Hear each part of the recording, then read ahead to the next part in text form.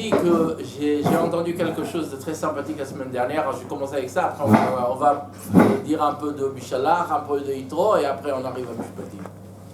Il y a 3 termes qui veulent dire exactement la même chose. Marqué Kol Israël et Shlaim Chelek Olam Haba. Tous les Juifs ont le droit à Olam Haba. Il y a un autre terme qui est utilisé dans la Gemara, Ben Olam Haba. Ben Olam Haba. Fils de Olam Haba. Il est fils de Olam Haba. Il y a un 3e terme, et à mon avis, moi je ose le dire, que Muzman li Olam Haba. Il est invité à Olam Haba. Mais alors si je vous pose la question, tous ces 3-là, à la fin où ils vont, Olam Haba. Olam Haba. Pourquoi tu me dis celui-là avec Olam Haba? Ben Olam Haba, Muzman. À la fin, tous les 3 vont arriver au même endroit. Quelle est la différence entre ces 3 termes? J'ai entendu quelque chose de très très sympa, je dis, il faut absolument que je le dise. Est-ce que quelqu'un a été aux États-Unis une fois? Toi, tu as été. Baruch Hashem. Quand tu arrives aux États-Unis, Fabien, quand tu es arrivé aux États-Unis, tu arrives à. Si tu es arrivé à JFK, par exemple, il y a une ligne, des kilomètres, il y a plein de gens. Il y a une ligne, il n'y a pas beaucoup de gens.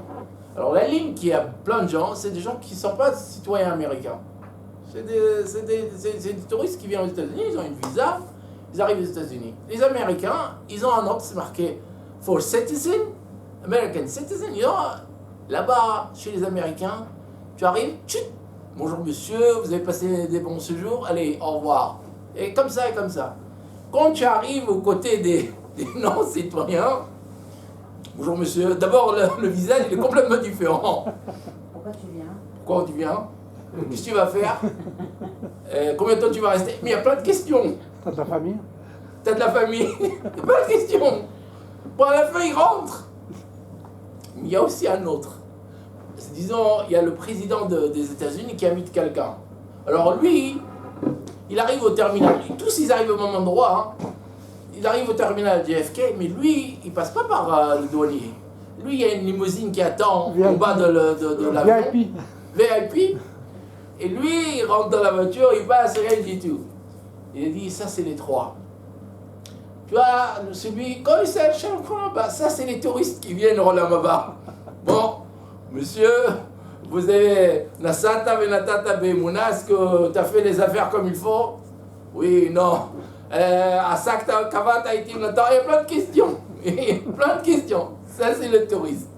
Maintenant, il y a celui qui était, toute sa vie, il était quelqu'un de tzaddik. Lui, c'est un citoyen. Ben Olam Haba. Lui, c'est un citoyen. Comme Ben Bait. Comme Ben Bait. Il y en a Muzman en là-bas. C'est quelqu'un que Dieu lui a demandé de venir à Olam Haba. Ça, lui, il passe par rien du tout. Et qui sait ces gens, à mon avis, hein, moi ça je rajoute ça de ma part, qui sait les gens qui sont Muzmanim de Olam Haba? Non, ça c'est Ben Olam Haba. Ceux qu'on Masrout Nafsham. לא יהודי, לא יהודי. Ceux qu'on Masrout Kiddush Nafsham. Hashem. Ceux qui ont fait Kiddush Hashem. Celui qui a fait Kiddush Hashem, il passe par rien. Par exemple, Chas v'shalom, que ce soit que chez les Goïms, un soldat qui tombe pendant la guerre, contrairement à tout le reste du monde, il passe par rien. Rien. Tu sais qu'on l'enterre avec ses habits et tout. Ça, je savais pas. Non, oui, oui, oui. Il passe par rien du Il tout. est enterré avec ses, comme avec ses habits et tout. Il n'y a pas de tribunal Ouais, pour ouais. ces gens-là. Oui, oui, oui, oui.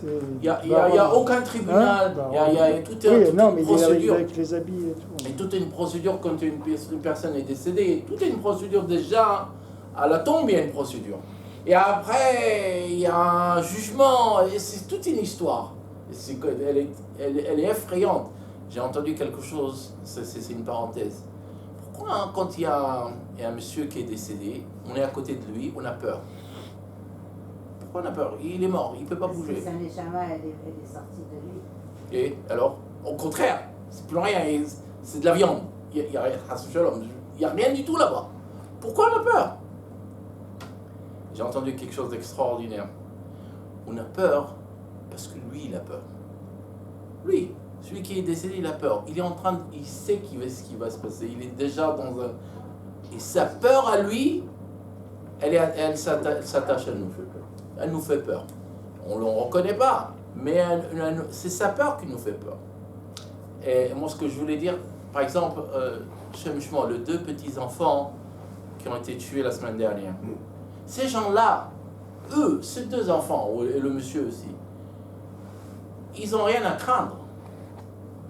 Du moment où leur Neshama est sorti, il y a la Shrina elle-même qui est venue les accueillir. Elle-même, la Shrina elle-même.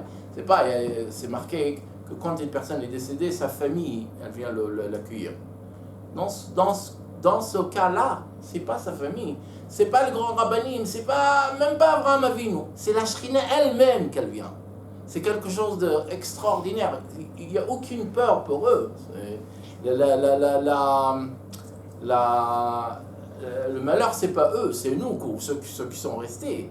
On dit tous les lundis et tous les jeudis, Sa'oim les Mnochot, eux ils sont partis, les Mnochot se reposer. Azvu otanu la'anachot, ils nous ont laissés ici à souffrir. Parce qu'eux, ils n'ont rien à craindre. Ça, c'est la différence entre Yeshlo Chelek l'olam haba, il a Chelek l'olam haba, Ben olam haba, ou Muzman l'olam haba. Bravo. Alors, au nom du Rav Ben Ishai, Ouais. une fois, après ce qui s'est passé dans sa famille, donc après, un jour, il a fait un shiur sur ça. Il a dit, toutes ces neshamot, avant qu'ils viennent dans ce monde, déjà Dieu, il leur dit, est-ce que vous êtes prêts à donner votre neshama pour le clan d'Israël? Ces gens, ils disent oui. Donc ils sont déjà prêts à donner leur âme pour le clan d'Israël. C'est pour ça qu'il leur a dit, oui, ça veut dire que déjà leur âme, ils disent oui. C'est pas l'âme qui décide, c'est oui. C'est pour ça que le Rav, il a dit, comme tu as dit, ils ont directement avec Hachem et tout. Je veux dire une autre chose que j'ai lue cette semaine. Il y a un autre monsieur qui est décédé, il a 20 ans. Oui. Alors, il fait partie d'une chassidoute, je ne me rappelle plus la Oui, chassidoute, oui. il fait partie d'une chassidoute. Apparemment, le Hadmor de cette chassidoute, il est aux États-Unis. Alors, il a appelé le père. Il a parlé au père, il a parlé de ce monsieur, et de quoi, qui il était, comment. Et après qu'il lui a raconté, l'Admor lui a dit, à mon avis, à moi, t'as pas besoin de dire Kaddish sur. Il n'a pas besoin de dire Kaddish sur son fils. Il dit, comment ça se fait? Il dit, qu'est-ce que tu peux faire pour ton fils, ton Kaddish? Qu'est-ce qui vaut ton Kaddish? Il ne vaut rien du tout, ton Kaddish. Il est déjà là-haut. Il est déjà le plus haut possible. Qu'est-ce que tu vas faire le Kaddish? Qui es-tu pour faire un Kaddish sur ce monsieur comme ça? Il a dit, moi, si tu me demandes à moi, je te dis, ne le fais pas. Ça ne sert à rien, tu ne vas rien lui servir. Je vais faire une autre parenthèse et raconter une petite histoire. Mais que lui a dit, moi, à mon avis, demande à notre Rav si tu veux, mais moi, à mon avis, tu n'as pas besoin de Kaddish. Il y a une histoire, il n'y a pas très longtemps. Il y a 100 ans, 150 ans, peut-être que je vous aurais raconté l'histoire. Il y a une dame très vieille. Elle est venue voir un Rav, un très grand Rav. Mais ce Rav, il a insisté qu'entre 9h et midi, il étudie avec ses élèves, il reçoit personne. Personne ne rentre. Personne ne rentre. Donc elle est venue, un jour, elle est venue à 10h. Elle veut rentrer. Bon, elle veut rentrer. Ils lui disent non, tu attends. 2, 3 minutes. Le shamash, celui qui s'occupe du Rav, il est rentré dans la salle où le Rav étudie. Ouais, j'en ai marre. J'en peux plus. Il dit, qu'est-ce qu'il y a? Pourquoi tu es excité? Il dit, une dame, elle a 90 ans. Je lui explique. Vous m'avez donné un ordre, ne pas faire entrer qui que ce soit. Je lui dis, à midi, vous êtes la première. Et elle pleure. Moi, je ne peux pas voir une femme juive comme ça pleurer. Moi, je ne peux pas. Elle dit, bon, écoute, fais-la rentrer. La dame, elle rentre. Il y a ses élèves et il y a lui qui regarde. Elle regarde. Il dit, vous êtes le rabbin? Oui. Qu'est-ce que vous avez besoin, madame? Vous avez besoin d'une bracha, quelque chose? Elle dit, non, je n'ai pas besoin. Pourquoi vous êtes là? Elle dit, et je vous raconte une histoire. Quand vous étiez petit, votre mère, vous ne pouvez pas vous allaiter, pour une raison ou pour une autre. Il cherchait quelqu'un qui n'a jamais mangé quelque chose de pas cachère, et moi, j'ai été choisi. Le Rav, il était mauvais. Qu'est-ce que je peux faire? Et moi, vous ne pouvez rien faire, mais j'ai pas d'enfant. Est-ce que vous pouvez... Il me reste plus d'enfants. Enfin, j'ai pas d'enfants, je reste plus des enfants qui peuvent faire Kaddish. Quand, après que je sois passé de ce monde, est-ce que vous pouvez faire Kaddish? Rav lui a promis, ne vous inquiétez pas, c'est sur moi, il n'y a pas de problème. 2 semaines plus tard, la dame elle est décédée. Le Rav est venu à l'enterrement, et comme il l'a promis, tous les jours il faisait Kaddish pour cette dame. Au bout du 30e jour, elle lui vient dans le rêve et lui dit arrête de faire des Kaddishim. Le Rav était étonné, pourquoi? Qu'est-ce que j'ai fait? Elle dit arrête, je ne veux plus de tes Kaddishim. Si ça endommage à toi, je vous fais du mal. Elle dit non, tous les jours vous faites un Kaddish, il me manque un autre étape. Un autre étape. Hier, je suis arrivé dans une étape où je ne comprenais même pas ce que les dames disaient là-bas. Arrête de dire des Kaddish. Ça c'était... Bon. Bref, alors comme j'avais dit avant que vous venez, que je voudrais bien, pour que ça se fasse le shalom, on ne dit pas qu'on a arrêté, alors je vais dire quelques petits trucs sur Béchalach, quelques petits trucs sur Yitro, et après sur Mishpatim. Alors si vous prenez chapitre 14, Pasuk Yudalet, 14.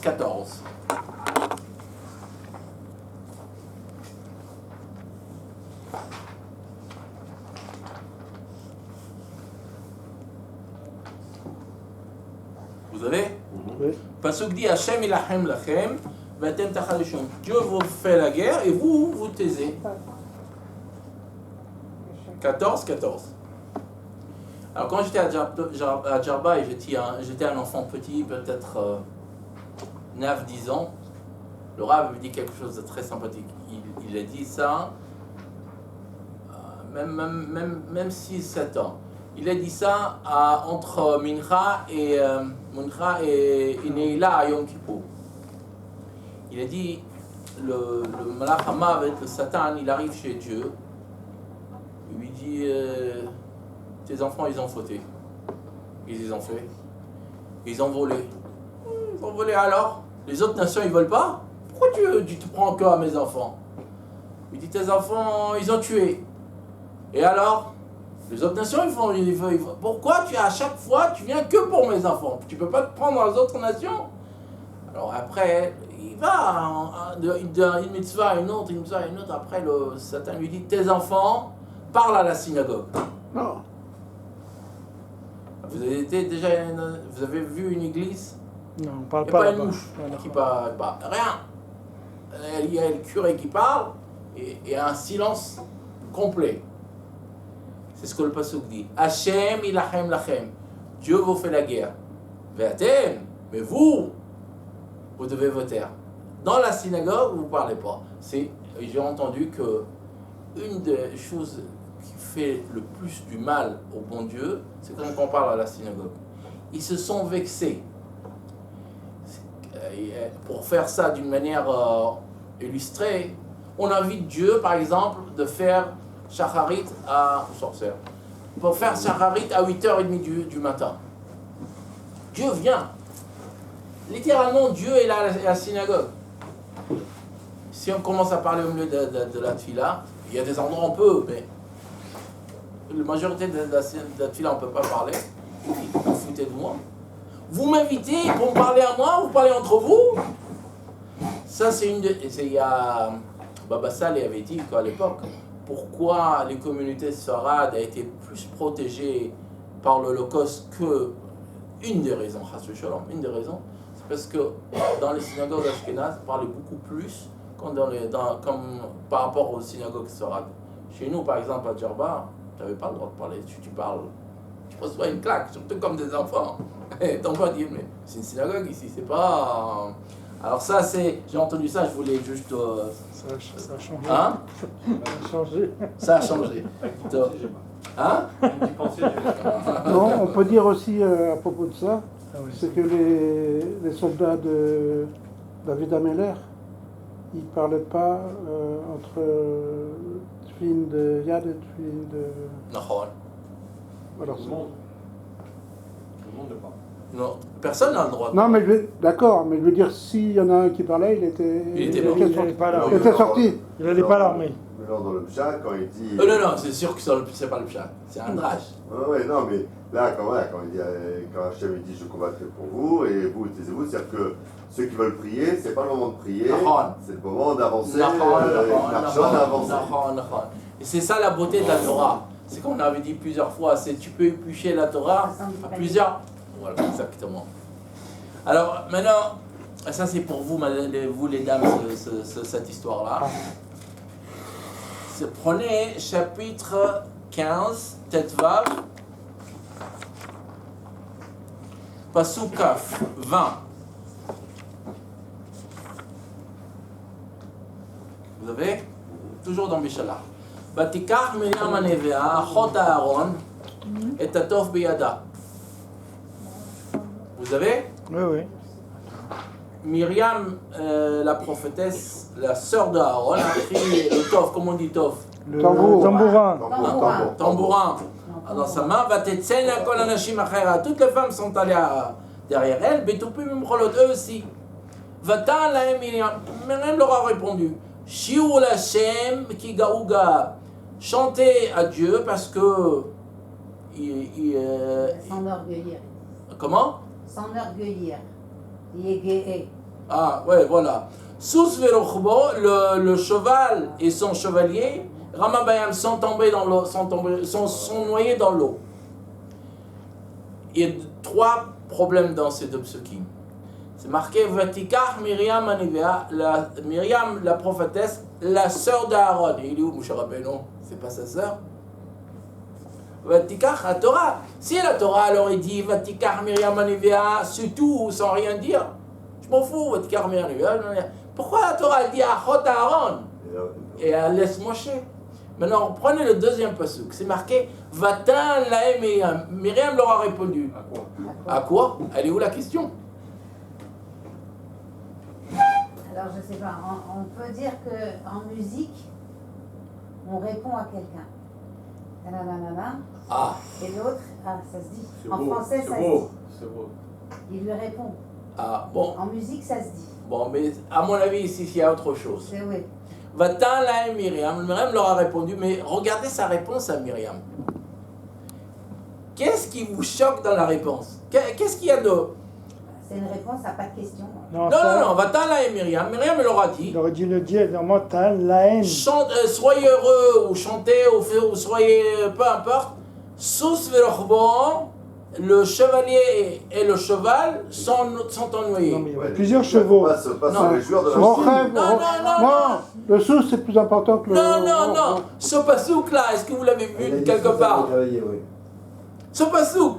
Sous Verochbo Ramabayam, est-ce que vous l'avez vu quelque part? Shiratayam. Bah oui. Qu'est-ce qu'elle dit?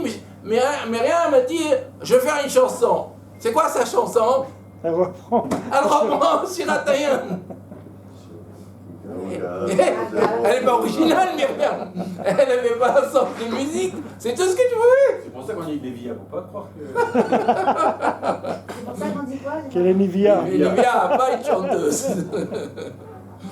Alors j'ai entendu quelque chose d'extraordinaire.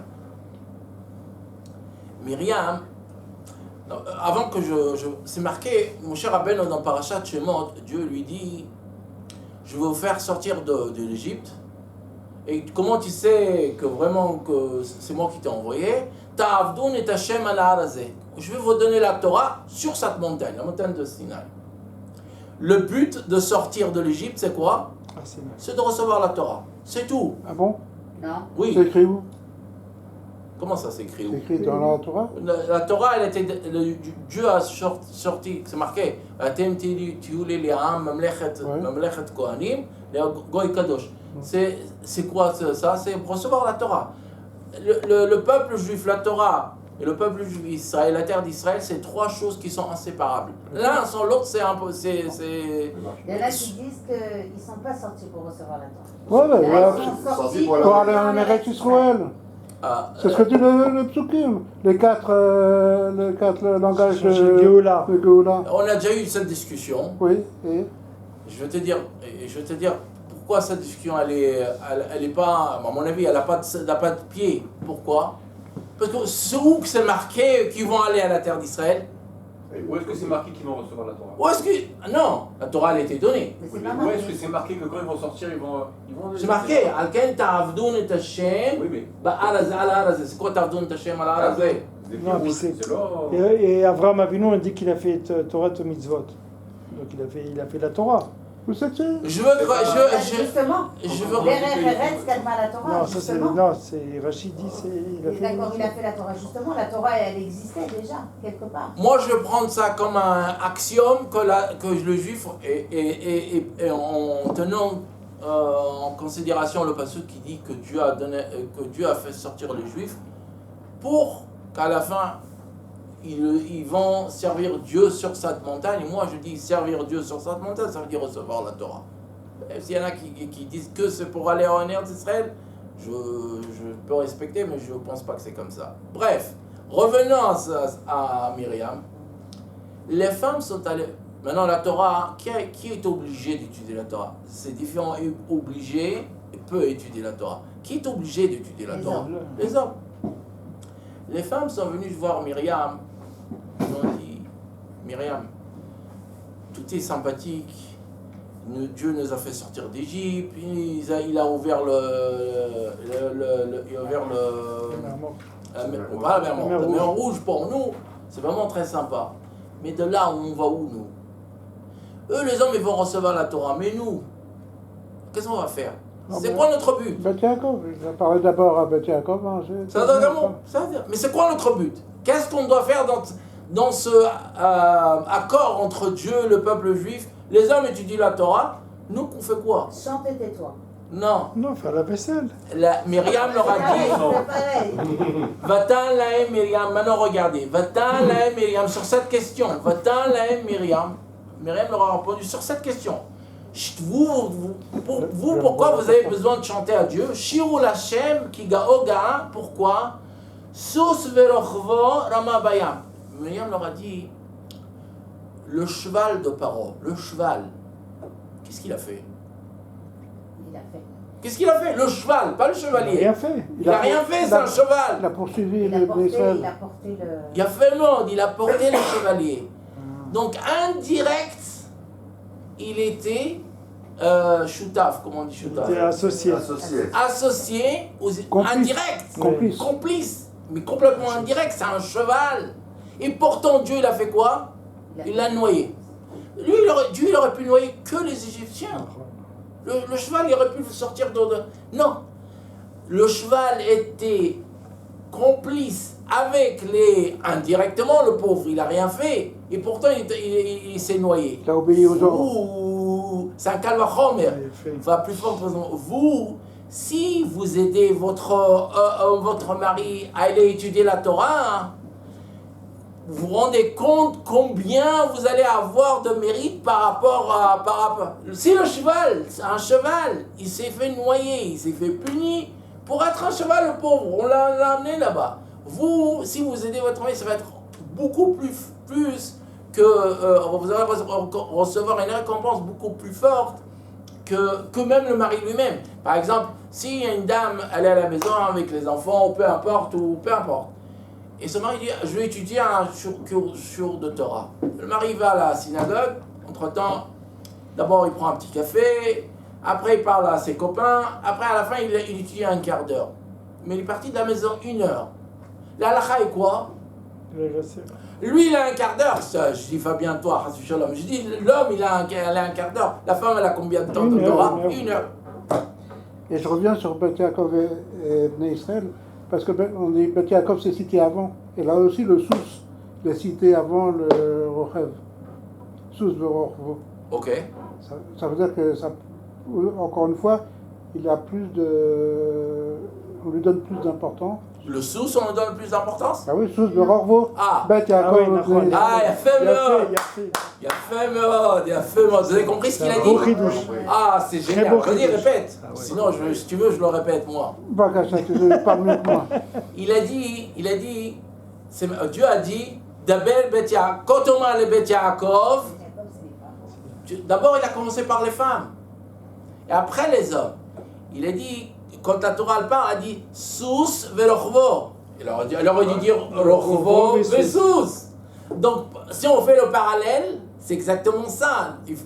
Si on apprend du sous, c'est-à-dire la femme, elle doit apprendre du sous. Donc, c'est pour ça qu'elle est en premier dans ce passouk. Elle est aussi en premier quand Dieu dit à Moshe Rabbeinu d'annoncer qu'il va donner la Torah. Il n'y a pas des cas où c'est le contraire.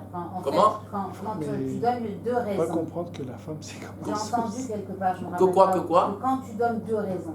De Sibot. Ouais, par exemple, je suis pas venue parce que j'avais la vaisselle à faire et aussi parce que je t'aime pas. Ouais. En fait, La dernière raison, elle est plus forte. c'est la vraie, la vraie Là, il y a- raison, c'est la deuxième. Là, il n'y a pas de raison. Non, mais c'est pas une question de raison. C'est le deuxième.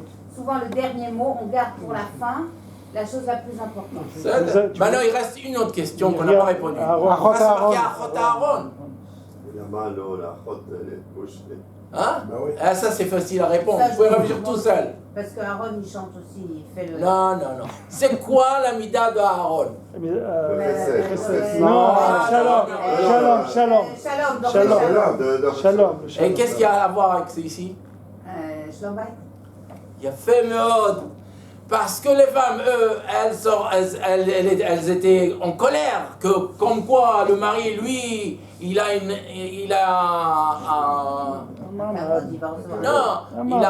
meaning. Il a une... Mahamad. Non, il a... Hein? Signification. Il a une Un sens. un sens dans sa vie. Nous, Hashem, on n'a pas de sens. Ils vont être en colère. Pourquoi moi pas et lui, oui? C'est pour ça que c'est marqué Achot Aaron. Parce que chez Moshe Rabbeinu, si tu viens, c'est comme ça, et voilà. Puis lui, c'est séparé Et de sa comme femme. dit l'État. Comment? Lui, c'est séparé de sa femme. Ah, Ça veut dire, ouais. c'est juste une petite parenthèse. Quand Myriam est décédée, et dans le livre de Bamidbar, Spoiler. spoiler, oui, dans Bamidbar, c'est marqué. J'ai J'ai pas pas le encore livre de la Bamidbar. Mais c'est marqué que quand Aaron et Moshe étaient sur la montagne, et les Juifs sont venus parce qu'il n'y avait pas d'eau. Aaron dit à Moshe, regarde les bénis Israël comme ils sont gentils, ils sont venus nous faire condoléances. Moshe dit, quelle condoléances? Il vient se battre avec nous, qu'est-ce que tu racontes? Après, le passage c'est marqué, Vayarav Aam et Moshe. Le peuple, il s'est battu qu'avec Moshe. Et Aaron, il est là-bas. Comme Aaron, au début, il a parlé bien d'eux. Il leur a dit, il leur a dit les Kafsrout. Alors ils ont dit, bon, lui il est gentil, on va être gentil. Mais avec Moshe, on va se battre. Alors, elle a répondu à quoi elle a répondu? Tout à l'heure, ce qu'on a dit, dans le début, dans Shemot, il y a marqué, quand elle dit contre Akash Baruch Hu et Moshe, ok, il dit, Vayumer Hashem Rao ראיתי את עוני עמי, עכשיו במצרים, וצעקתם שמעתי מפני גבולותיו, כי ידעתי את מכוריו, ותראה להצילו מיד מצרים, ולעלותו מן הארץ ההיא, אל ארץ הטובה ורחבה, אל ארץ זבת חווה אל מקום הכנעני והחיטי והאמורי. Ok. Alors, Je l'ai pris d'ici pour les amener là-bas. Non, mais je suis pas contre que c'est ça. Attends 2 secondes. Regarde, avant ça, c'est dans quel chapitre toi? Gimel, quel verset? Le verset Zayn. Verset Zayn. Maintenant regarde verset 12. Après? Ouais. C'est après? Ouais. Alors c'est celui d'avant qui compte. Non, c'est pas ce que vous avez dit avant, mais bon, c'est pas grave. Non, mais si, mais le premier, le verset qui est avant, il a son sens avant celui qui vient après. C'est marqué Vayomer, Qui est Yémar. Ah, tu mets ça va ensemble. non, quand on Vayomer qui est Mar, faisait le chaos qui a pris Shiraticha, והוציאך העם ממצרים, תעבדון את האלוהים על ההר הזה. Qu'est-ce qu'il veut dire ce passage? Qu'est-ce que ça veut dire תעבדון את האלוהים על ההר הזה? D'abord, c'est quel art? Le passage, celui-là et celui-là, ils ne sont pas contradictoires. Non, pas du tout. Moi je suis complètement, je suis dans ma philosophie de vie, il y a Torah Israël, Am Israël et après Eretz Israël. Mais ils sont les trois complètement Oui, c'est ensemble. ensemble. Ah, ok. Mais c'est ça l'ordre. Torah Israël, Am Israël, Beret Israël. Torah Israël, c'est verset Alors, 12. c'est pas écrit comme On a ce chiot, j'ai ce chiot en tête, bon, c'était du Rav Cherki, où il faisait dans la paracha Titro, on va y revenir, il imaginait un journaliste qui arrivait quand les Bnei Israël se sont arrêtés au pied du mont Sinaï, et au pied du mont Sinaï, parce que voilà, et il y avait un journaliste qui est là, il dit qu'est-ce que vous faites là? Qu'est-ce que vous attendez? Et le Rav Cherki disait, le journaliste posait la question, et les Bnei Israël disent On se repose. non, on se repose parce qu'on doit aller apprendre à Eretz Israël. Et la Torah, non. Et d'ailleurs, dans Yitro, on va y revenir, quand Moshe dit vous allez recevoir la Torah, et les Bnei Israël disent ah bon, très bien, mais je veux que ce soit Hachem qui nous le dise. Donc c'est comme s'ils n'étaient pas au courant. Que quoi? Comme ils Qu'ils vont allaient recevoir recevoir la la Torah? Torah. Les Bnei Israël, quand ils sont sortis d'Égypte, est-ce qu'ils étaient Je au peux courant? expliquer, non. Dans le Passouk là-bas, il dit, parce que comme Moshe il avait été à Midian, il avait peur qu'il sorte, qu'il met à l'intérieur des petites choses qui ne viennent pas d'Akadosh Baruch Hu. Et ce que Akadosh Baruch Hu nous dira, on fera. Oui, mais ça veut dire que moi je te crois pas, je te crois pas de façon directe. C'est bien beau ce que tu dis, moi je veux vraiment que ce soit Hachem qui nous le dise. Et Hachem après il dit moi je vais vous donner les salatativos. Ça? Bon, Ouais, bref, en tout cas, comme tu as dit, c'est les trois qui sont. Qu'est-ce que t'as dit, toi? c'est- Les trois qui sont imbriqués. Torah. Moi je dis Torah d'Israël, Am Israël, Beret Israël. Le Martin Tanabiliao ne dit pas comme ça. Ça va?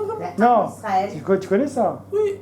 Ah oui, oui, d'accord, Je oui, suis oui. au courant qu'il y a Ah des oui, gens oui. qui ils ont un autre ordre. Oui, non, c'est Eliyahu Hanavi qui dit. Am Israël. Am Israël. Eliyahu Hanavi, il a dit tout le monde dit Torah avant Ils Am sont Israël. inséparables. Il dit moi je dis Ils sont Am Israël avant la Torah. Non, c'est Eliyahu Hanavi. Je suis d'accord. J'ai lu cette semaine j'ai lu que quand ils ont renvoyé des gens de Gush Katif, les gens de Gush Katif, ils ont laissé les Hamamot. Oui. Maintenant, qui c'est qui travaille dans les Hamamot? C'est les Arabes. C'est les Arabes. Alors les Arabes, ils se sont dit, waouh, on a un business qui est prêt. Les Les serres, ouais. On a un business qui est complètement prêt. Et on sait faire le travail, parce que les Juifs, c'est pas eux qui faisaient le travail, eux qui étaient la tête. Mais c'est les Arabes qui faisaient le travail. Et là, Gournish, la terre, elle donnait rien. Elle donnait rien. Et pourquoi? Ben, si c'est pas le Juif, je ne travaille pas. C'est comme la vache de Rabbi Pinchas Ben Yair. C'est, je ne donne pas à des gens qui sont pas... Maintenant, un Juif, dans le désert, il plante quelque chose, il a quelque chose. Un gars, il plante au milieu du nord d'Israël, là où il y a plein d'eau, il y a plein de trucs, il n'y a rien qui pousse. C'est comme ça. Ils sont complètement inséparables. Ces trois sont complètement inséparables. Mais il n'y avait rien qui poussait. Oui, pendant 2000 ans. Tout celui qui venait ici, Oui. c'était une terre de désolation. Moi, je me rappelle quand j'étais à Hebron, il y avait un arabe, un vieux. Je me rappelle, ça m'avait marqué, à 20 ans. Il a dit, quand nous on était là, il n'y avait rien qui poussait. Rien. Il dit, depuis que les Juifs sont arrivés, les raisins, à Hebron, ils ont du raisin noir. Et c'est le meilleur raisin, c'est mamache comme ça et tout. Il a dit, je me rappelle, il a dit, vous êtes venus, vous avez emmené la bracha. Un vieux de 80. Ouais. Il y a 3 ans, j'étais avec mon père. Ouais. Je me rappelle de ça très bien. Il y a 3 ans, j'ai amené mon père à l'hôpital et le taxi, c'était un goy. Oh, il commençait à parler et tout. Je sais pas pourquoi il dit c'est dommage que vous ne contrôlez pas toute cette terre. Je dis, qu'est-ce que tu veux dire? Moi, moi j'habitais à Yericho. J'habite pas ici, j'habite à Yericho. Là, je suis venu pour faire un travail. Quand vous étiez à Yericho, moi je pouvais acheter une maison sans bashkanta. Maintenant, pour finir le mois, c'est impossible. Je veux que le juif revienne. Là où il y a des juifs, la plus grande punition que tu peux donner à un musulman israélien, c'est de lui dire, je vais te prendre la carte bleue. Nationalité israélienne. C'est le plus grand peu. C'est ce qu'ils ont fait aujourd'hui. Parce que sans ça, il n'y a rien pour eux. Ils ont fait la loi, elle est passée aujourd'hui. Il n'y a pas de Bitou Arleumi. Ils ont passé la loi Donc, aujourd'hui. venez maintenant, on passe à Parashat Yitro, malgré que je vais revenir pour une seconde après sur Parashat Beshalach. Maintenant, Yitro vient de voir Moshe Rabbeinu, et dans dans chapitre 18, et il y a Yitro qui voit Moshe Rabbeinu du matin au soir faire des jugements entre les personnes. Et Yitro lui dit, écoute, c'est pas possible, c'est un système complètement pas normal. Je te donne une idée. C'est quoi l'idée? Maintenant, regardez. Et verset 21, chapitre 18.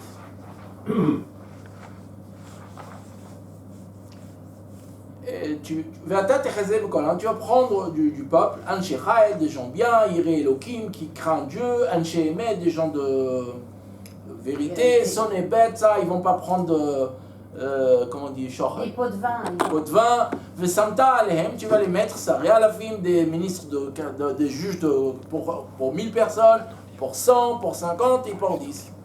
Après, il lui dit, Veshafetu Otam Becholet, ils vont juger le peuple à n'importe quel moment. Vehaya kol hadavar agadol, tout ce qui est grand, ils vont t'amener à toi. Vechol hadavar akaton, quelque chose qui est petit, eux ils vont juger. Vehakel me'alecha, ça va t'alléger. Et là, ils vont faire partie de ce que tu dois faire. Bon, il dit si Dieu il aime toute cette idée, fais-la. Maintenant regardez ce que Moshe Rabbeinu fait. Pasuk Kafhe 25. Vaïfrar Moshe Anshe Chai. Comme Yitro lui a dit, il a pris des gens bien, Mikol Israël, Vaïten Otam Rashim Anahami, à la tête du peuple. Saré Alafim, pour 1 pour 1000, Saré Meot, 1 pour 100, pour les 100, Hamishim, Saré Asarot. Veshafetu Otam Becholat. Comment tu lui as dit? Ils vont juger le peuple à tout moment. Et Tadavar caché, qu'est-ce qui est dur, ils vont le Moshe, ils vont amener un Moshe. Et tout ce qui est petit, je peux te hang. Maintenant, qu'est-ce qui ne va pas dans ça? Ben, il n'y a pas Elohim, il n'y a pas Anshe Emet, il n'y a pas. Non, ça, non. Mais, voilà, c'est tout. Ok. Ben, c'est ça qui ne va pas. Ok. Non, c'est pas ça qui ne va pas. Ah, ça va alors. Il y a quelque chose qui vraiment. Il n'y a pas parce qu'il ne revient pas le passage. Est-ce que lui a dit trop? Est-ce que lui a dit. Oui, il y a une différence. Il y a un mot pour eux. Un mot, un seul mot. Courage. Non, un mot. Caché. Caché quoi? Décale. Non. Parce que dans le pasuk Kavbet, c'est la même phrase, mais il n'y a pas caché. C'est marqué. Agadol. Il a fait. Oui. Oui, Davar Gadol. Il dit à Moshe, à Davar Gadol, Tishpotata. Tout ce qui est grand, c'est toi qui. Pourquoi Moshe change? Pourquoi la Torah? La Torah, c'est pas nous, hein. La Torah, c'est vraiment spécifique, elle change. La Torah dit non. Moshe Rabbeinu, il n'a pas dit grand. Il a dit caché. Quelle est la différence? Ben, grand, c'est le kavod, c'est. Non, ça peut être grand et pas difficile. Ouais, madame, vous êtes un génie. Yitro, c'est un goy. Ça se saurait. Yitro, c'est un goy. Dans la tête d'un goy, c'est Bill Gates et Warren Buffett. Ils viennent au tribunal. Un lui dit tu me dois 1 milliard, l'autre dit non, je te dois que 100 millions. Mais c'est très simple. C'est un truc. C'est la première halakha de Shulchan Aruch. C'est très facile. Dans la tête de Yitro, qui c'est qui doit juger ça? Moshe. Pourquoi? C'est grand. C'est Gadol. Moshe Rabbeinu dit non, nous on est juifs. Si Bill Gates et Warren Buffett ils se battent sur quelque chose, mais si une halakha pshuta no Shulchan Aruch, n'importe quel enfant peut te dire, c'est comme ça la halakha. Pas besoin que ce soit Moshe Rabbeinu. Saré Alafim, ils peuvent le faire. Saré Meot, peu importe. C'est pas quelque chose qu'on amène à Moshe Rabbeinu. Mais si quelqu'un vient, il se dispute sur 100 shekels, mais la halakha elle est super compliquée. Ça, tu amènes à Moshe Rabbeinu. C'est ça la différence. Moshe, il a la tête d'un juif. Qu'est-ce qui compte? Est-ce que c'est une halakha difficile ou c'est une halakha facile?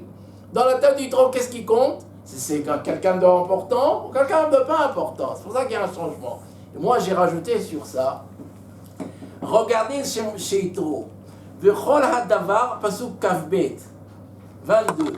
וכל הדבר הקטון ישפטו הם. בסדר? On est en hébreu. Et tout ce qui est petit, eux vont juger. Mais Moshe Rabbeinu, il change un peu. Maintenant, verset 26. Veshafetu otam becholet, ils vont juger le peuple à n'importe quel moment. Tadavar caché, on a déjà dit ça. Tadavar caché, yeviun el Moshe. Tout ce qui est difficile, ils vont amener Moshe.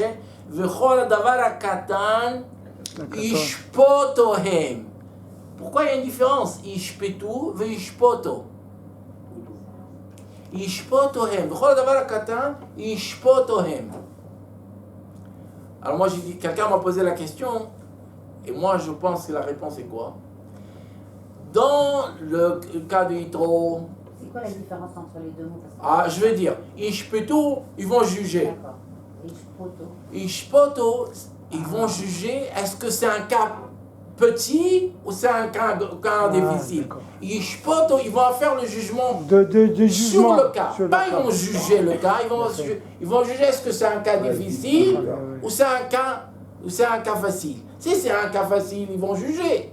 Si c'est un cas difficile, ils vont emmener à Moshe. Mais la première chose qu'ils vont faire quoi? Est-ce qu'ils vont juger est-ce que c'est un cas facile ou pas facile? C'est pour ça qu'il y a une différence. Ishpoto, dans Jitro, directement ils vont juger. Maintenant, C'est important la grand-mère. ouais. C'est beau. C'est le kiff Non, de toute cette histoire. Bien fait. Maintenant, Pasuk Yutet. Juste après. Chapitre Yutet. Maintenant, Yutet. ouais, Yutet. Est-ce que vous vous rappelez où il y a eu la guerre entre Israël et Amalek? Oui, donc, par Rephidim. Ça, la guerre, elle est Rephidim. Rephidim, elle n'est pas à côté de, c'est pas à côté de Har Sinai. C'est la station après Har Sinai. Vous êtes d'accord avec moi? Maintenant, venez regarder le Pasuk. Chapitre Yotet, Pasuk Aleph. Bachodesh Shelishi, le troisième mois. Le troisième mois, c'est par rapport au mois de Nissan. Donc on est au mois de Sivan. Bachodesh Shelishi, les Tzet Bnei Israël Me'eretz Mitzrayim. Pourquoi Sivan? Oui, c'est Sivan. 50 jours après. Iyar. Nissan, C'est le premier. Nissan, Iyar et Sivan. Sivan. Ah, c'est pas. N'est pas Tishrei. Non, c'est pas une question de Tishrei. Mais c'est pas. Normalement, quand on dit Chodesh HaShlishi, c'est. On compte le premier, c'est Nissan. Ouais, Nissan. Oui, Oui, le premier, le troisième. c'est Nissan. Iyar. Ok. Oui, Sivan, D'accord, c'est bon. בחודש השלישי לצאת בני ישראל מארץ מצרים, troisième mois quand les Juifs sont sortis d'Égypte, ביום הזה, ce jour-là, באו מדבר סיני. Ils sont arrivés au Midbar Sinai. Où ils sont là? Où ils sont? Le Midbar Sinai. Midbar Sinai. Pasuk d'après. וייסעו מרפידים. Ils ont voyagé dans Rephidim. ויבואו מדבר סיני. Ils sont arrivés à Midbar Sinai. C'est le contraire. ויחנו במדבר. Ils sont Arrêtez. campés à ויחן שם ישראל נגד ההר. Encore une fois. ויחנו במדבר. ויחן שם, ils sont campés au désert. Et Israël a campé en face de la montagne. Qu'est-ce qui ne va pas dans ce passouk?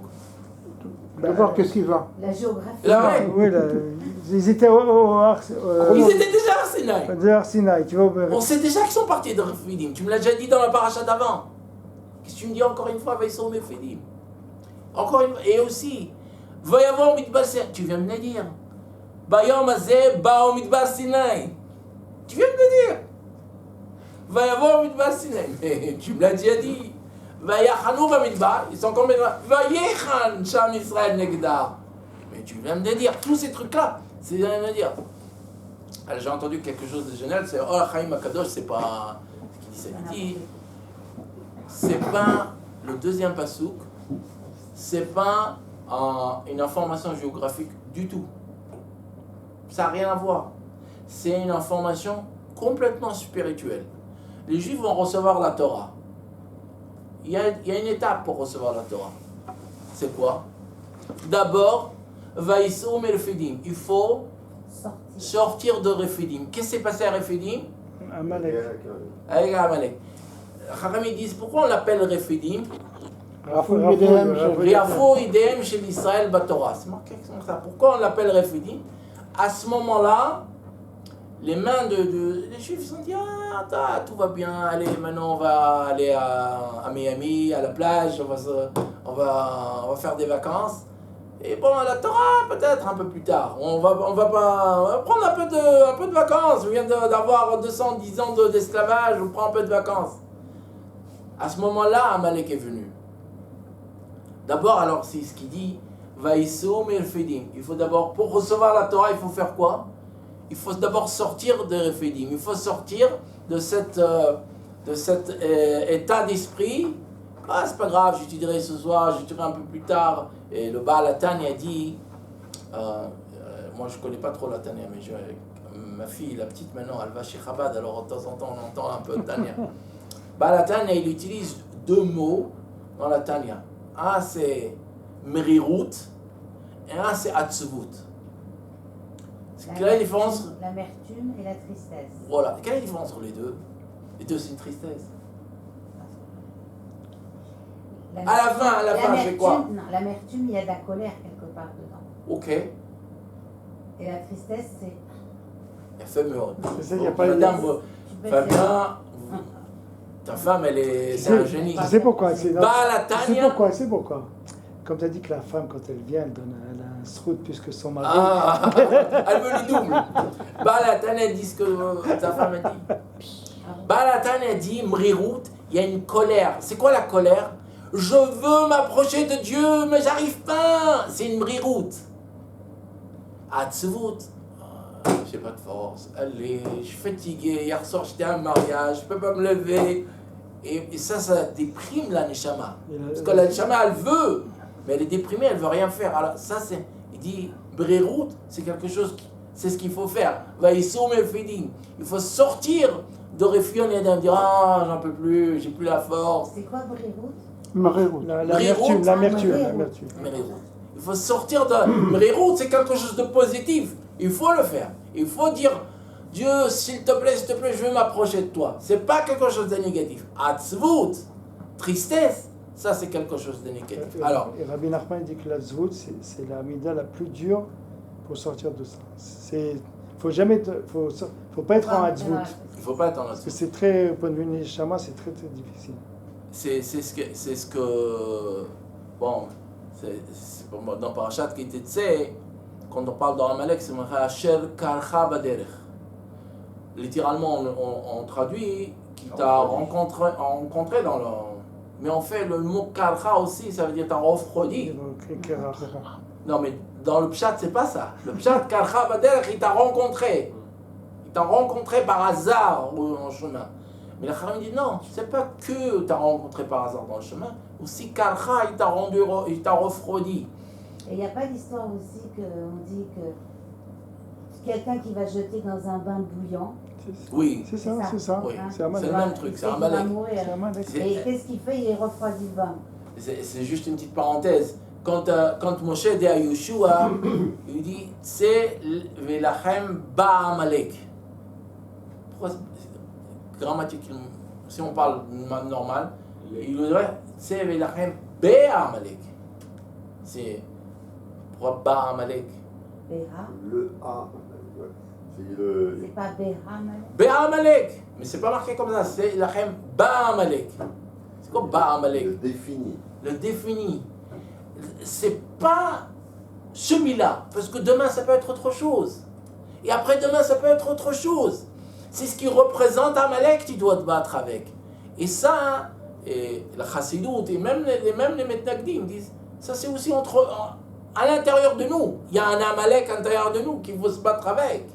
C'est par ça qu'il dit que le nom de Dieu ne sera jamais complété tant qu'on ne s'est pas battu avec ce Amalek qui est à l'intérieur de nous. Parce qu'une fois qu'on se bat avec le Amalek qui est à l'intérieur de nous, après de battre le Amalek qui est à l'extérieur de nous, c'est beaucoup plus facile. Tiens, je me suis tellement battu avec Amalek qu'il m'a rendu Kéra. Il a fait merde. Alors, maintenant, Vaïsoum et Refidim, première étape, il faut sortir de Refidim, Va y avoir Midbar Sinai. Ça, j'ai pas vu dans l'Or Chaim, parce que j'ai pas vu tout l'Or Chaim. Moi, maintenant, c'est moi qui parle. Donc, si vous voyez autre chose dans l'Or Chaim, vous pouvez changer. Va y avoir Midbar Sinai. Une des choses que quelqu'un doit avoir pour pouvoir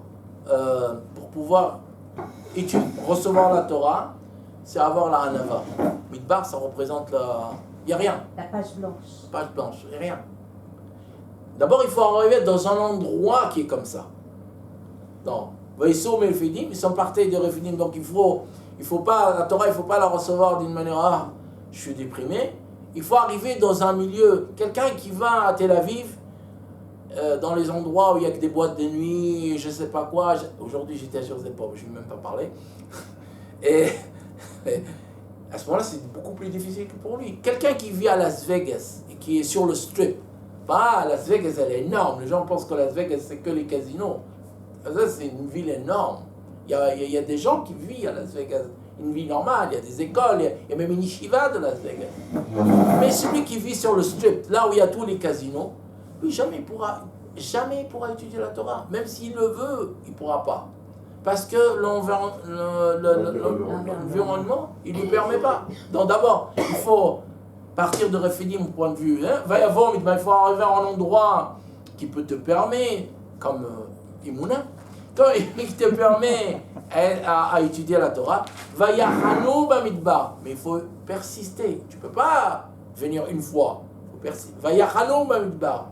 Et une quatrième chose, il faut être en Avat Israël dans Vayechan Sham Israël Neged Ha'arim. Ça, c'est les 4 étapes. C'est quoi le dernier? Vayechan Sham Israël. Vayechan, c'est marqué au singulier. Ah. C'était en ardoute. Ah ouais. Voilà, ça c'est une chose. Ça, c'est pas le roi Chaim Akadosh? Le premier, c'est Or Chaim Akadosh. Les 3 derniers, c'est moi. Marque le Ah. du blanc, il y a du blanc, marque. Arik Akadosh. Maintenant, regardez, c'est quelque chose de magnifique que j'ai vu. C'est vraiment. Si je vous dis. Bon, d'abord, il y a un midrash qui dit que Dieu, avant de donner la Torah, il est allé voir toutes les autres nations. Celui-là, il le dit comme ça, celui-là, il le dit comme ça. Chacun, il a dit non, je ne veux pas. Je veux pas de réponse, Serge, je veux une réponse à vous, mais moi, je n'ai pas de réponse à vous donner. C'est une question philosophique qui peut prendre des heures. Quand Dieu, par exemple, il va voir Ishmaël, il dit, Ishmaël, tu veux recevoir la Torah? Il dit, qu'est-ce qu'il y a marqué dedans? L'autre, il dit, d'accord, moi, je suis un voleur, mais quand même, je vais prendre la Torah. Si Ishmaël aurait dit ça, qu'est-ce qui se passe? Alors, le Midrash, il dit quoi? Dieu est allé voir Ishmaël, il est allé voir Édom, mais chacun lui a dit une réponse. Maintenant, prenons une seconde et réfléchir. Il va voir Ishmaël, Ishmaël dit d'accord, je prends. Je suis un voleur, mais je vais quand même le prendre. La Torah, ça vaut. Qu'est-ce qui se passe? Toute la Torah, c'est quoi? Ça parle que d'Aram Israël. Qu'est-ce que il va recevoir, c'est Ishmaël? Qu'est-ce qu'il veut dire ce Midrash? Il dit. Alors, si tu me dis que toute cette histoire, il lui a demandé, c'est du pipeau. Alors, je comprends, mais le Midrash jamais dira un pipeau. Alors, Rav Cherki, il dit que chaque peuple, il reçoit la Torah, mais il reçoit sa Torah. C'est-à-dire que chaque peuple va recevoir dans sa langue. Pas dans sa langue simplement parlée. Sa façon. Dans sa mentalité, dans sa façon. Jamais entendu ce pérouge. Mais bon, c'est pas ça de ça que je veux là. Mais c'est marqué, quand Dieu il est allé voir les Juifs, ils lui ont dit quoi? C'est gratuit, il y en a 2, je prends. Voilà, Naaseh Venishma. C'est comme ça que c'est marqué. Toute notre vie, on a cru quoi? Que Dieu, il a dit, enfin, c'est Befouad, il a fait ça comme ça.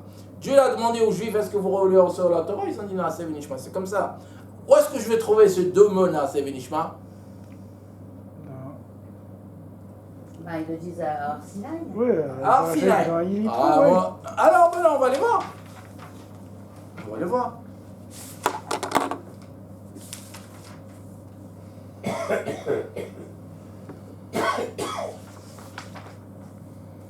Alors regardez, chapitre 19, Pasuk Chet, 8, 19, 8. Dans Pasuk Zayin, Moshe, il est venu, il a appelé tous les Juifs, il leur a dit tout ce que Dieu lui a ordonné de dire. Et c'est marqué, Vayanu kol ha'am yachdav vayomeru. Tout le peuple a répondu ensemble, vayomeru, ils ont dit, Kol asher diber Hashem, tout ce que Dieu a dit, naaseh. C'est ce qu'on parle tout à l'heure. Il est où le nishma? Ils n'ont pas entendu encore. Ça, c'est avant le matin de Torah. Tu rigoles? Avant le matin de Torah, quand Moshe leur a dit, vous voulez recevoir la Torah, qu'est-ce qu'ils ont dit? Ils ont dit oui. Qu'est-ce qu'ils ont dit? Non, tout ce qu'on a, nous, tout le temps, on a cru quoi? Qu'ils ont dit, non, c'est Venishma. Oui, mais attends, non. Quand est-ce qu'on reçoit les Aseret Dibrot? Quand est-ce que Dieu l'a parlé? Là, un peu plus tard. Après, plus tard. Oui. Donc, ils n'ont pas entendu. Ils n'ont pas entendu encore. S'ils ont entendu, c'est fini. C'est quoi? Qu'est-ce qu'il y a? Quel est le chidouche ils ont entendu? Il leur a dit, vous allez recevoir la Torah. Vous allez recevoir. Il a dit, Naasé, on va le faire. D'accord? Ils ont pas. Après qu'ils ont entendu la Torah, ils ont dit Naasé Benishma. Oui, mais ça veut dire aussi d'après moi, quand tout le peuple a répondu, tout ce que dit l'Éternel, nous le ferons, tout ce que dit l'Éternel. Oui, parce que le verset... Toi, tout ce que tu dis, toi, je te crois pas. Le verset, parce que le verset d'avant... Le verset d'avant, peut-être que Moshe, comme il a... Le verset d'avant, c'est Moshe qui présente... Alors, le Naasé Benishma existe, que vous sachiez. Ça n'a pas été inventé. Ça a déjà été dit, mais je ne sais pas où. Non. Ah, il a fait dans notre paracha, Mishpatim. Regardez chapitre 24. Voilà, Chapitre 24, Pasuk Zayin.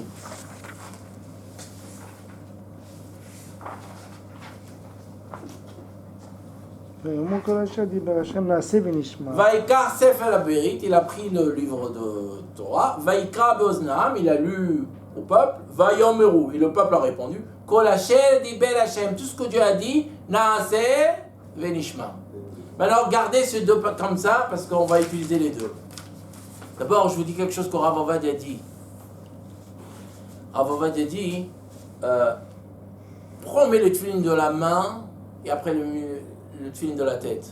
C'est pas pasuk. Hein? C'est pas pasuk. Léot Ayadecha et tout à fait. C'est la gamme. Ok, ça c'est marqué dans le pasuk. Quoi d'autre? Qu'est-ce qu'ils sont juifs, ils ont dit qu'on va recevoir la Torah? Naaseh Venishma. Naaseh Venishma. Avec quoi on fait les choses? Avec la main. Avec quoi on pense? Avec la tête. Naaseh Venishma. Ça, c'est d'abord ce que Rav Ovadia dit. Maintenant, c'est marqué, c'est comme ça. On a tous, les femmes c'est un peu plus différent, mais les hommes, ceux qui reçoivent la Torah, ils ont 345 membres. Evarim, membres. Evarim, c'est membres. Et 248 Gidim. D'accord? Et on dit, c'est quoi? C'est pas. C'est le père, c'est le... Ça, c'est les 340. Positif et négatif. 355, c'est positif et le reste, c'est voilà, négatif. les 365, c'est les négatifs et le 248, c'est les positifs. Au point de vue philosophique, Rohani, chaque mitzvah, elle va à un membre de notre cœur. Elle donne de la lumière à un membre de notre cœur. Hein? Corps. Pardon. Bien sûr, tu as dit le cœur, mais c'est pas le corps. C'est ce qu'elle fait. Maintenant, il y a une énorme question de cette histoire-là. Si c'est comme ça, il n'y aura jamais, ou il n'y a jamais eu, il n'y aura jamais un homme parfait. Adam. Pourquoi? Non, même un homme. D'abord, Adam, il n'a jamais fait les mitzvot. Parce qu'il n'y a pas un homme qui fait 613. Il a fait un homme. C'est comme Dieu, il nous a fait... il nous a arnaqué, il nous a arnaqué, il a dit, ah, vous voulez être parfait, vous devez faire les 613. Ah oui, bon d'accord, allez, viens, on les fait. Non, mais vous ne pouvez pas les faire. Il y a des mitzvot pour les femmes, il y a des mitzvot pour les kohanim, pour le roi, pour le roi, il y a plein de choses, jamais on va être parfait. C'est pour ça qu'on est qu'un peuple. Hein? C'est pour ça qu'on va être un peuple. Et alors? Hein? À nous tous, on fait. À nous tous, alors à nous tous, on est un c'est homme. des génies dans cette histoire. Moi, je ne connaissais pas. Il y a un Michel Chokhma qui dit, il y a deux réponses. Première chose, si tu étudies la Torah, c'est comme si tu l'avais fait. Comme si tu l'avais faite. C'est marqué, c'est lui qui lit le korbanot, comme il a fait un korban. C'est lui qui étudie la halachot des korbanot. Il y a Chavetz Chaim, celui qui a dit qu'il faut étudier les mitzvot, les gemarot qui parlent des korbanot. Il y a des rabbinim qui se sont dit, alors, qu'est-ce que ça rêve? Korbanot, tu fais perdre le temps. Comment ça perdre le temps? Vous croyez que le Mashiach va venir ou pas? Oui, que ça va voir. Si vous croyez que le Mashiach va venir, aujourd'hui, on peut devoir faire des corbanotes. Comment vous allez le faire si vous ne savez pas de quoi vous parlez? Par rapport avec Mashiach, le Beth Amikdash. Comment? Ça fait partie des mitzvot. Ça fait partie. Une fois que le Beth Amikdash, d'abord au troisième Beth Amikdash, d'après certaines. Comment il va venir prêt. On ne va pas devoir faire grand-chose. Alors, ce même jour, même si c'est une semaine après, comment vous allez savoir? Ça, c'est une chose. Deuxième chose, comme vous l'avez dit, si vous étudiez les sujets qui parlent de korbanot, comme si vous avez fait le korbanot, ça c'est une réponse. Une deuxième réponse, vous l'avez dit aussi, c'est qu'ensemble, on fait tous les mitzvot. D'accord? Ensemble. Donc il y a deux situations dans le peuple juif. Et maintenant regardez quelque chose que le Mashiach Chochma dit, extraordinaire. Regardez, revenez sur Parashat Yitro. Mishpatim, vous la mettez à côté, maintenant regardez Parashat Yitro.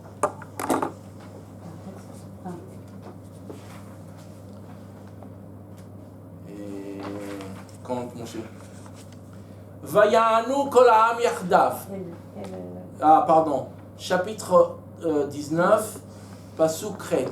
Mais regardez Mishpatim, Kavdim, regardez-le. Vayanu kol ha'am yachdav. Le peuple a dit ensemble. Naaseh. Tout ce que Dieu a dit, on va le faire. Maintenant, de l'autre côté, dans notre paracha, regardez ça. Dans notre paracha, chapitre 24, verset 7. Vaikar Sefer HaBerit, il a pris le livre de la loi. Vaikra Beoznam, il a lu au peuple. Vayomeru, ils ont dit Kol Asher Diber Hashem Naaseh Venishma. Qu'est-ce qui manque? Kolam. Hein? Non, Kolam c'est marqué. Non. Ah, c'est marqué, comment c'est marqué? Vayomeru. Vayomeru c'est Kolam. Qu'est-ce qui manque? Vayanu. Non, Vayomeru, Vayanu c'est le même mot. Ah bon, non. Kolam. Non. Vayanu Kolam Yachdav. Yardav. Oui. Il y a une ardout. Une ardout. Dans l'autre, Ah, il n'y a pas Yardav. c'est marqué, c'est pas Yardav. Alors, quand tout le peuple juif est ensemble, si lui fait une mitzvah, et lui fait une mitzvah, et elle fait une mitzvah, ensemble, on fait la Torah. Donc là-bas, on a besoin que Naaseh. Parce que si lui fait, elle fait, ensemble on fait toute la Torah. Mais quand c'est pas Yardav, c'est Naaseh, il faut apprendre. Si on fait pas les halachot de Korban, il faut les apprendre. Si on fait pas les halachot de Kuna, il faut les apprendre. C'est comme ça qu'on va réussir à faire les 613 mitzvot. C'est pour ça que la Torah dit d'une manière complètement différente. Dans Parashat Yitro, c'est marqué Naaseh, et parce que là-bas c'est Yardav, et dans Parashat Mishpatim, elle dit Naaseh Venishma. Moi je trouve ça extraordinaire. Maintenant, dernière chose, et après on part, et il y a le Rav Kook qui dit toutes ces histoires d'esclaves. C'est quoi cette histoire d'esclaves? Nous, on était esclaves. On sait que l'esclavage, c'est pas quelque chose de bien. La Torah, la première chose qu'elle parle après Matan Torah, c'est quoi? C'est l'esclavage. T'as un esclave qui est juif, t'as un esclave qui n'est pas juif. C'est pas le mot esclave du tout. C'est pas le mot esclave, c'est pas comme esclave en Égypte. Mais c'est quand même un esclave. L'esclave, le Eved Kinaani, c'est un esclave, un vrai esclave. Pourquoi la Torah, maintenant aujourd'hui, si on dit, la Torah elle a marqué, il faut un goy, il doit être esclave toute sa vie, et même, c'est pire que ça.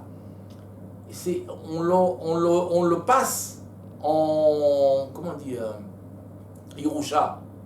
En héritage. En héritage à la génération d'après. C'est quelque chose que les gens aujourd'hui, si on leur dit ça, ils deviennent fous.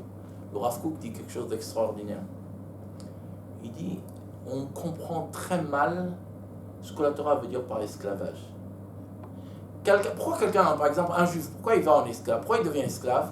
qu'il a vendu sa maison, sa terre. Il n'a pas de quoi manger. Ou il n'a pas de quoi manger, ou il a volé. Il n'a pas de quoi payer. Le plus gros, les cas le plus difficile, c'est le plus courant, c'est qu'il a volé, il n'a pas de quoi payer. Alors il devient esclave. Maintenant, qu'est-ce qu'il doit... Quand il va être esclave, il dit qu'est-ce qu'il doit faire? Il doit apprendre comment se comporter à la vie. Il va dans une famille à laquelle il a volé, il voit comment se comporter. Donc cette histoire d'esclavage, c'est pas un punition, c'est un chinour. C'est un chinour. C'est que pour un certain temps. C'est une éducation. Et c'est pour un certain temps. Et c'est pour ça, c'est bien que tu dis ça, c'est pour ça que s'il décide après 6 ans de rester esclave, c'est qu'il n'a rien compris. Alors, surtout que le Balabaït, il doit lui donner tout ce qu'il a lui. Ah, c'est extraordinaire. Alors, il a un carie, il doit lui donner le caréti. Et pourquoi? Il mange et pourquoi? Pour lui apprendre à... Alors, je vais te dire quelque chose, j'ai vu, et avec ça on va finir parce qu'il est vraiment tard. Maintenant, regardez la logique, pas la logique, l'état d'esprit du Balabaït, du maître et de l'esclave. L'esclave va dormir. On va prendre le premier cas. Il y a un seul oreiller. L'esclave va dormir. Il n'y a pas d'oreiller, lui, l'esclave. On doit lui donner l'oreiller. Non. Maintenant, on s'imagine, il n'a pas d'oreiller, il va dormir. L'esclave va dormir. Quand l'esclave va dormir, il n'a pas d'oreiller. Il n'arrive pas à dormir. Après, il a travaillé très dur, il s'endort. Mais comme il n'a pas d'oreiller, une demi-heure plus tard, il se réveille. Je me suis réveillé, j'ai pas d'oreiller. Pourquoi j'ai pas d'oreiller? Parce que je suis un esclave. Pourquoi je suis un esclave? C'est ce que j'ai fait. Et ça va comme ça toute la nuit. Et tous les demi-heures, chaque heure, il se réveille et il regarde sa situation. Ça, c'est dans le cas où l'esclave n'a pas d'oreiller. Maintenant, prenez l'autre cas. Il a donné l'oreiller à l'esclave. Maintenant, le maître, il n'a pas d'oreiller. Il va dormir. Il se réveille après une demi-heure. Pourquoi je me suis réveillé? J'ai pas d'oreiller. Pourquoi j'ai pas d'oreiller? Parce que je suis quelqu'un de gentil.